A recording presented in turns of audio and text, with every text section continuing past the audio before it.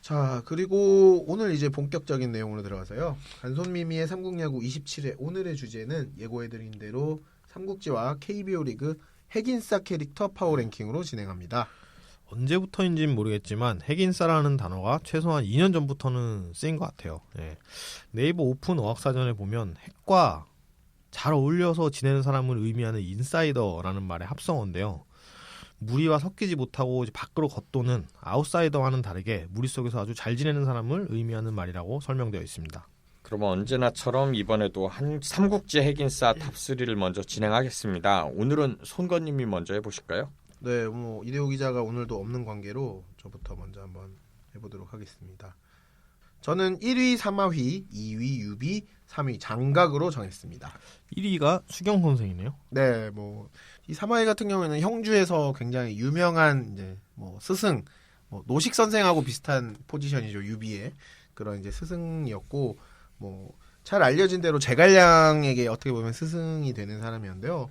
당시 이제 정사만 제가 좀 찾아봤는데 밑에서 배운 사람들이 굉장해요. 뭐 상랑, 서서, 한숭, 방통, 윤묵, 이선, 제갈량, 맹건, 석도 이런 사람들이 다 사마휘 휘하에서 공부를 했다고 하더라고요.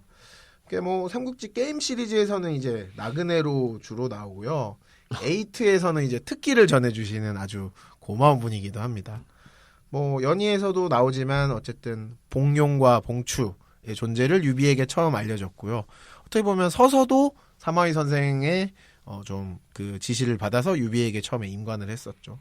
삼국지 연에서는 정말 중요한 역할을 했었고 실제로 삼국 시대에도 보면은 이만큼 많은 인물들을 배출한 어떻게 보면은 인재요람 좀 인싸 중에 인싸 핵인싸 느낌이 나서 1위로 한번 꼽아봤습니다. 약간 서한샘 선생님. 안티가 없어요. 네, 그렇죠. 이분은 네. 또 위촉5에 골고루 보내셨기 때문에 물론 네. 촉에 좀 많이 보내긴 하셨는데 뭐 훌륭하신 분이죠. 스카이 얼마나 보냈는가. 네, 3위가 장각입니다. 이건 좀 의외인데요. 장각 같은 경우에는 어쨌든 이 사람이 수많은 사람들을 홀렸다라는 표현이 좋을 것 같은데 홀렸잖아요. 저는 그게 어떻게 보면 매력이고 약간 인싸 중에 인싸 약간 그런 느낌을 받았거든요. 장각이 저희 이제 간소밈에서 나온 적이 별로 없어서 좀 간단히 설명을 드리자면 거록 출생이고요. 종교가죠 어떻게 보면. 그리고 후대 도교의 원류 중 하나였다고 하더라고요. 이 태평도가 생각보다 사이비는 아니더라고요. 그래서 이제 영제 때 세상이 좀 혼란하다 보니까 주술, 부적, 뭐 영수 이렇게 이제 병을 고쳐서 어떻게 보면 기적을 통해서 예수님과 비슷합니다. 지금으로 치면 네. 또 베스트셀러 작가예요. 네. 네. 그래서 인심을 이제 모아서 태평도를 일으켰고요. 시티즌요? 네. 대현양사 청공장군 이제 스스로 이제 자기를 자칭하면서 수만 명의 신도를 모아서 이제 나중에 184년에 후한 왕조 타도를 기치로 거병을 해서 이게 우리가 잘 알고 있는 황건적의단이죠. 삼국지의 시작. 뭐 성공했으면 황제죠. 네. 장각이 성공을 했다면 주원장처럼 되는 거죠. 명나라. 그렇죠. 또 뭐 사람을 잘 끌어들이다 보니까 이게 게임에서도 좀 반영이 되는데 코에실에서도 이게 전통의 매력 1위 아시죠? 유비.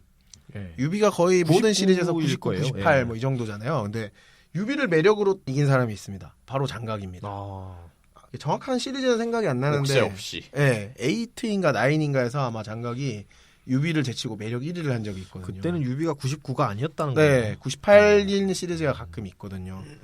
그래서 어떻게 보면 사람들에게 가장 매력 있는 캐릭터 그 당시에는 그 중에 한 명이 장각이 아니었나 싶어서 3위로 한번 꼽아봤습니다. 이번에는 제 순위를 얘기해 보겠습니다. 저는 유비를 1위로 뒀고요. 노숙이 2위, 순욱이 3위입니다.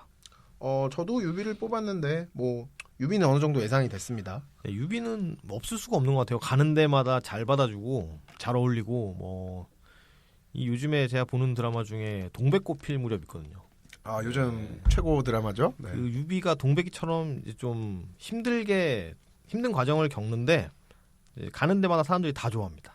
네, 그 드라마 뭐 스포하면 안 되지만 네, 보시면 이제 동백이를 가는 데마다 다 좋아하거든요. 내용을 잘 안 봐서 모르는데 네. 왜 동백이를 좋아하는 거예요, 사람들이? 그냥 순박하고 뭐 이러니까 이제 좋아하는 거죠. 네. 근데 뭐 유비 같은 경우도 이제 연기인지 어땠는지 모르겠지만 어쨌든 주변 사람들이 다 좋아해서 관우 장비를 시작으로 많은 사람들이 따르고 또 많은 곳에 이제 의탁을 하잖아요. 아, 그렇죠. 네. 네. 뭐 가는 데마다 땅 준다 그러고 뭐 태수하라 그러고 자기 아들을 네. 제치고 뭐 땅을 준다고. 예. 이거 뭐 일반인으로서는 상상도 못할 만한 그런 파격적인 제안을 삶에서 뭐 수도 없이 받죠. 예. 나중에 뭐 필승의 라이벌인 조조도 한동안 품었었잖아요. 그때도 뭐 죽여야 되느냐 말아야 되느냐 뭐 말이 많았는데 결국에 또 살잖아요. 네. 예. 죽이려면 죽일 수 있었는데 그때마다 그런 선택을 안 받은 것도 그렇고 사람들이 다 좋게 보는 것 같아요. 조조가 딱 사람 보는 눈이 있어서 그런 거겠지만 뭐 천하의 영웅은 나와 유비밖에 없다라고 얘기를 한 것도 그때 사실 아무것도 없었거든요. 예. 그렇죠. 근데 밥도 얻어먹고 뭐 그럴 때였어요. 예. 근데 술자리 가가지고 이제 회식하면서 천하 영웅이라고. 네. 예. 그래서 유비를 이런 쪽으로는 좀 이길 수 있는 사람이 많지 않을 것 같아요. 예. 사실 현대 이제 재해석한 작품들 중에 뭐 예를 들면 고우영 삼국지라든가 최훈 작가의 삼국전투기 보면 유비가 되게 바보처럼 그려지잖아요. 근데 물론 이제 그런 매력이 있겠지만 뭐 지난번에 제가 여포 얘기할 때도 그랬지만 유비가 정말 그렇게 바보 같고 줏대 없는 사람이었으면 관우, 장비, 조은, 제갈량 이렇게 훌륭한 사람들이 유비를 따랐겠어요. 저는 노숙을 3위로 꼽았는데요. 네. 2위로 꼽으셨네요. 아, 네. 노숙 같은 경우는 뭐 인기 있는 사람들이 갖춰야 될 덕목들을 많이 갖고 있습니다. 일단 자금력. 예. 자금력이 아주 크고 판을 짤 줄 아는 그런 기획력이 있고 또 그런 기획을 하기에 앞서서 좀 대세를 볼 줄 아는 그런 인사이트가 있는 사람인 것 같아요. 예. 어려서부터 좀 부잣집 아들이니까 점수를 따고 들어갔는데 처음에 이제 젊었을 때 주유가 쌀을 지원해달라고 해서 이제 거기에 지원해줬다가 좀 친분이 생겨서 나중에 일할 수 있는 기회가 됐다고 하더라고요. 예. 처음에는 이제 원술이 좀 인물을 알아보고 등용을 했는데 나중에 이제 자기가 도망쳤다 그럽니다. 여기서는 일할 수 있을 것 같지가 않다. 아, 그랬어요? 예. 처음에 좀 잠깐 일을 했었대요. 예. 나중에 도망갔다가 결국은 이제 자기가 있어야 될 곳을 알고 이제 거기서 일을 한 거죠. 이것도 이제 통찰력이라고 아까 말씀드린 그 부분에 해당이 되는 건데 기획력 같은 경우는 또 적벽대전에서 굉장히 잘 드러나고요. 예. 제갈량을 제거하려는 그런 계획이 사실 없지 않았는데 노숙이 굉장히 반대를 하죠. 그리고 뭐 이게 나중에 오나라의 위협이 됐다고도 할 수 있지만 기본적으로 좀 사람을 좋아하는 것 같아요. 뭐 하면 살리자 그러고 좀 긍정적인 쪽으로 항상 이제 추진을 하려고 하는 모습들이 굉장히 그 현대 캐릭터로 재해석해도 인기가 많을 수밖에 없는 캐릭터입니다. 역시 부자들이 여유가 있습니다. 예. 아니 뭐하러 그래? 약간 예. 있잖아. 이런 식이죠. 예. 여러 가지로 또 장소는 굉장히 안 좋아했다 그래요. 이 뭐 굉장히 보수적인 그 오나라의 중심이라고 할 수 있는데 나름대로 파격적인 선택도 많이 하지만 또 그 안에서 자기만의 또 방침이 있는 것 같고 그런 것들을 사람들이 다 좋아했던 것 같아요. 이게 문무를 겸비한 오의 명장이고 앞뒤로 뭐 주유나 뭐 여몽이나 이런 사람들이 다 잘 따랐던 것도 이게 인간적인 매력 역시 갖추지 않았을까라고 추측하게 합니다.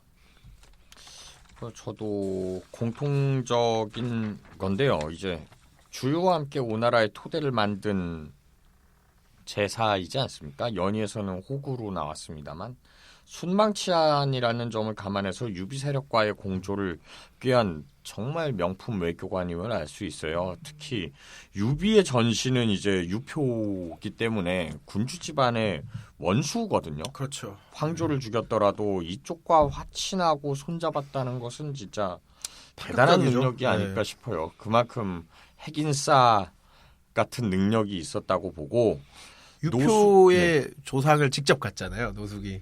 그렇죠. 네.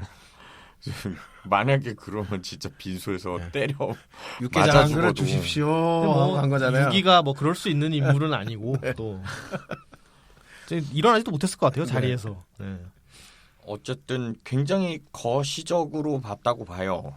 유비 세력과의 공조는 결국엔 같이 위와 대항해야 된다는 좀 먼 시각이었는데 결국에는 노숙 사후에 오나라가 여몽을 앞세워서 형주를 차지했습니다만 결국엔 일흥대전 이후에 위나라와의 오랜 격전을 피하지는 못했죠. 거기에 국력 소모도 많았고요. 그래서 노숙이 반대급부적으로 더 위대하고 핵인싸였지 않나 싶습니다. 그리고 순욱이 3위로 뽑힌 이유도 좀 궁금하네요. 순욱도 좋은 요소를 많이 갖추고 있는 것 같아요. 예, 우선 인품 면에서 아랫사람을 대할 때도 예를 갖춰서 대했다고 하고요. 위나라 장수들을 안 좋아하는 분들이 많은데 뭐 순욱은 안티가 별로 없습니다. 뭐 연의에서도 많이 나오지만 조조의 부하이면서도 한에 대한 그런 마음을 보여주고 있어서 좀 촉을 좋아하는 분들도 순욱을 좀 싫어하지 않는 것 같아요. 그리고 좀 인재 추천을 많이 했어요. 이게 당대 숨겨진 그런 흙 속의 진주 같은 그런 장수들을 많이 발굴을 해냈는데, 발굴이라기보다 이제 원래 친분이 있었는데 순욱이 추천한 장수들이 조조군의 거의 기투를 이룹니다. 뭐 순유라든지 뭐 종효, 희지제, 곽가, 진군, 사마이 뭐 이런 화려한 그 모사진이 다 이제 순욱의 추천으로 조조를 모시게 됐다고 하더라고요. 비선 추천 아닙니까 이거? 뭐 그렇게 볼 수는 있는데 이 정도 능력이면은 뭐 비선이 이제 자격이 없는 사람이 해서 그런 거지 뭐 이 정도 장수들이면 자격이 있잖아요. 예. 거의 다 성공했으니까 예. 추천이. 조조가 이제 딸을 나중에 순욱의 장자죠. 이제 순운한테 시집을 보내서 이제 사돈 관계가 되는데도 그 뒤로도 전과 같은 자세를 잃지 않았다고 합니다. 예. 이렇게 뭐 어떻게 보면 또 순욱이 하자고 했던 것들은 다 맞아 떨어져요. 나중에 연의에서는 뭐라 그러죠? 저기 유비를 살리자고 얘기를 하죠. 그렇죠. 예. 그렇게 주장했던 사람 중에 한 명인데 뭐 그것 때문에 나중에 크게 피를 보기도 했지만 뭐 어쨌든 순욱이 예상을 한 대로 흘러가고, 또 화타한테 진찰을 받았을 때도 순욱이 화타는 존경받는 사람이니까 이제 잘해줘야 된다 이랬는데 조조가 고문했다가 이제 조조가 죽죠. 화병이 나서 뭐 나중에. 이런 순욱이 말한 대로 많이 이루어졌고, 그렇게 하지 않은 것들은 또 해가 돼서 돌아오고 그랬던 것도 많고요. 외모적으로도 좋은 평가를 받았습니다. 뭐 예영 같은 경우에 조조군 장수들을 혹평했지만 순욱의 외모에 대해서는 좀 칭찬을 했고요. 여러 가지 이런 종합적인 면들을 봤을 때 사람이 원래부터 많이 따르는 좋은 인품을 갖고 있고 실적도 있고, 그래서 주변에 항상 사람들이 많을 수밖에 없는 능력과 인품을 두루 갖춘 그런 인물인 것 같습니다. 역시 잘생겨야 되는군요. 뭐 잘생기고 일도 잘하는 사람이잖아요. 네. 잘생겨야 핵인싸가 될 수 있어요. 여긴 없는 걸로. 네, 큰 저희는 도움이 어렵습니다. 되죠. 네. 마지막으로 저는 1위 간홍님을 꼽았고요. 2위 하우상, 3위 노숙입니다. 오늘 자리에 안 계신 간홍님이 1위네요. 안타깝습니다. 칭찬을 주려고 그러는데 있어야 되는데. 2위가 될 수 있었는데. 간홍의 경우는 유비를 수십 년간 정말 밥이던 유비를 수십 년간 보필한 유비의 친구이지 않습니까? 근데 공식석상에서도 군주 유비 앞에서도 정말 좋게 말하면 자유분방이고 나쁘게 말하면 오만방자했다고 하더라고요. 진짜 박명수처럼 그냥. 네. 실제로 나이도 더 많았죠, 간홍. 그렇죠. 네. 나이도 조금 더 많고. 근데 능력이 있기 때문에 그래도 수십 년간 같이 하지 않았을까 싶어요. 뭐 사자로도 가고, 의외의 살림꾼이자 또 분위기 메이커가 아니었을까라는 게 제 추측입니다. 클럽하우스 리더네요. 그렇죠. 네. 야구는 그냥 치어리더.